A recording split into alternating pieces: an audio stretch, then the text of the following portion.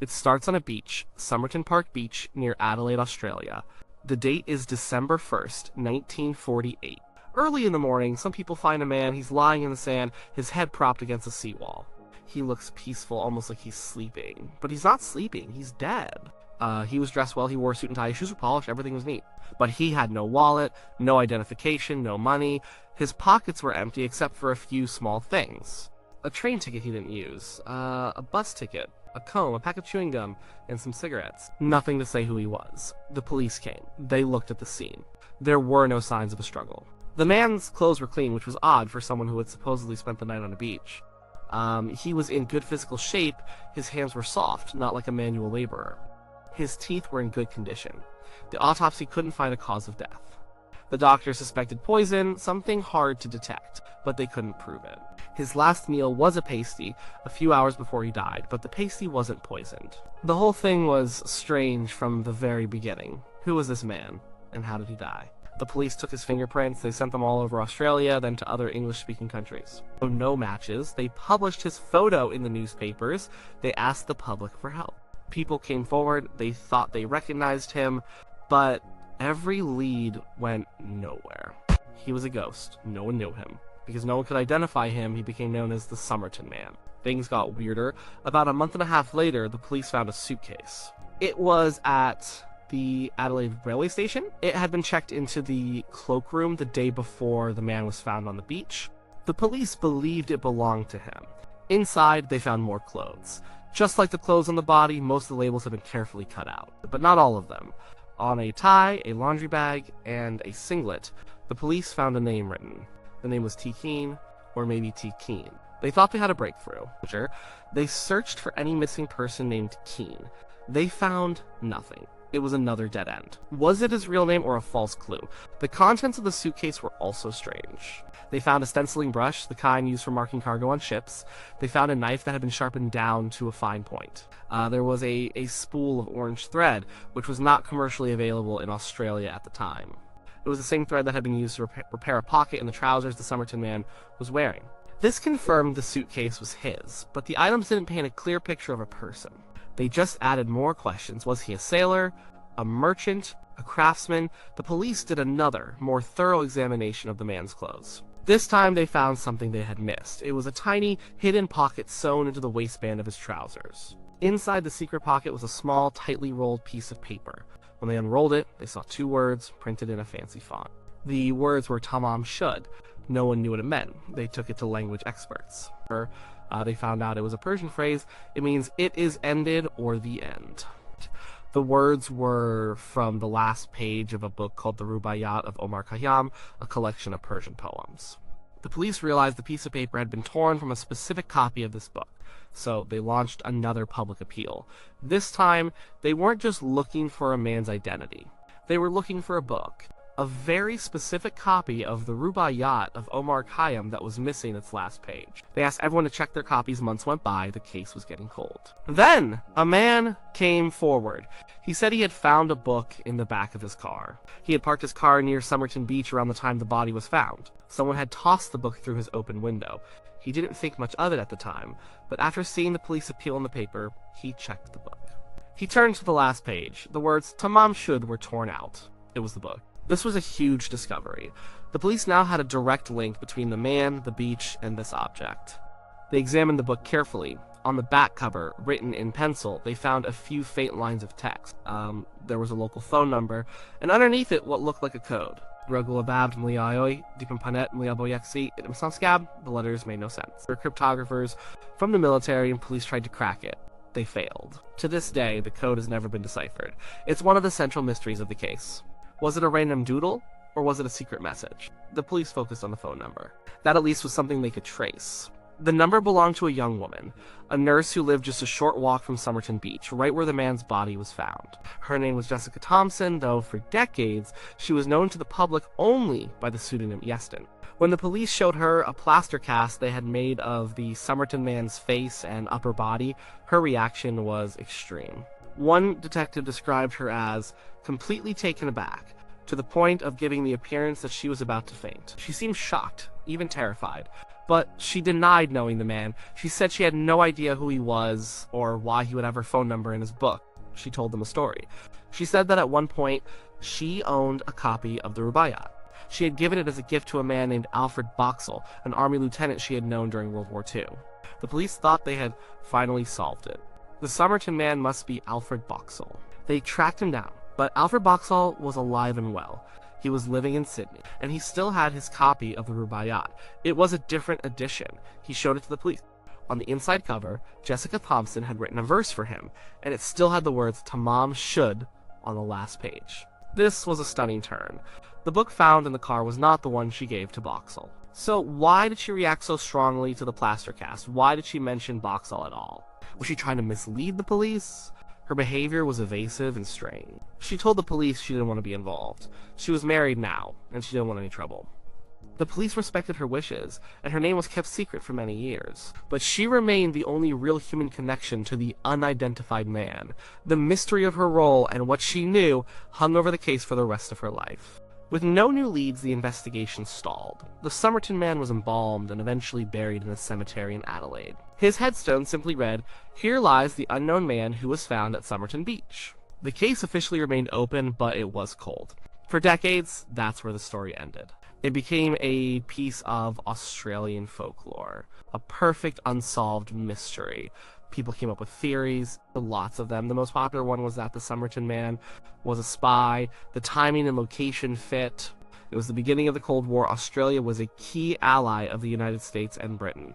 There was a major rocket testing range called Woomera, not far from Adelaide.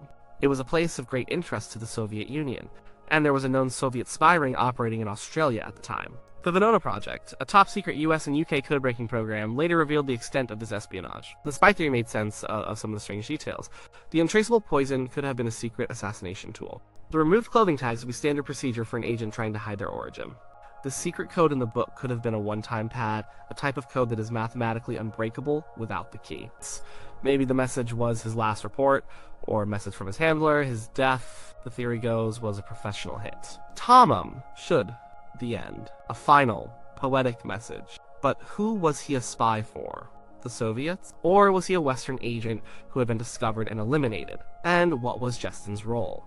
Was she a fellow spy, a contact, or an innocent woman caught up in something she didn't understand? Her proximity to the beach, her strange reaction, her connection to an army lieutenant, it all felt significant. Other theories were less dramatic. Some thought it was a love affair gone wrong. Perhaps he was Jestyn's former lover. He came to see her, she rejected him, and he took his own life on the beach nearby. Suicide would explain the lack of a struggle. Tamam Shud could be a suicide note of sorts. But why go to such great lengths to hide his identity? And the autopsy didn't find any common poisons that would cause a suicide. Another idea was that he was involved in some kind of black market smuggling. The stenciling brush and other items in the suitcase could point to that. Maybe a deal went bad. But again, it didn't fully explain all the odd details, especially the book and the code. The case remained frozen in time, a collection of bizarre clues that led nowhere. The body in the grave was a question mark. The code in the book was a riddle. And Jestyn took whatever secrets she had to her own grave when she died in 2007. But technology changes things. In the 21st century, new tools became available that the detectives in 1948 could only dream of. DNA analysis and forensic genealogy. A new generation of researchers became obsessed with the Somerton Man. Chief among them was a professor from the University of Adelaide named Derek Abbott. Abbott came to the case from an unusual angle. He was an engineer and physicist, not a detective. He and his students began re-examining the evidence, particularly the mysterious code. They tried to apply modern statistical analysis to it, but still couldn't crack it. But Abbott's investigation took a personal turn. He became fascinated with Jessica Thompson, or Jestyn. He learned she had a son, Robin, who was born around the time of the mystery.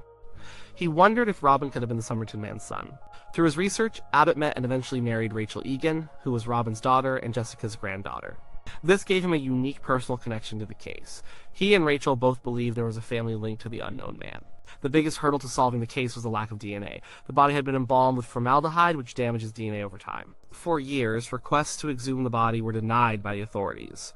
But there was another potential source. The plaster cast made in 1949.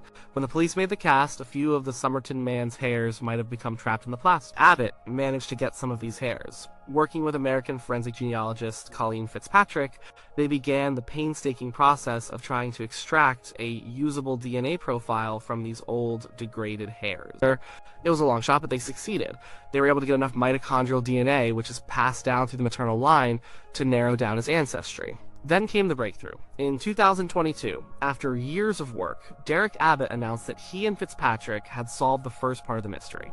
They had identified the Somerton Man, they had built an enormous family tree using DNA databases and public records, branching out from the DNA they had found. They followed thousands of potential relatives. Finally, they zeroed in on one name.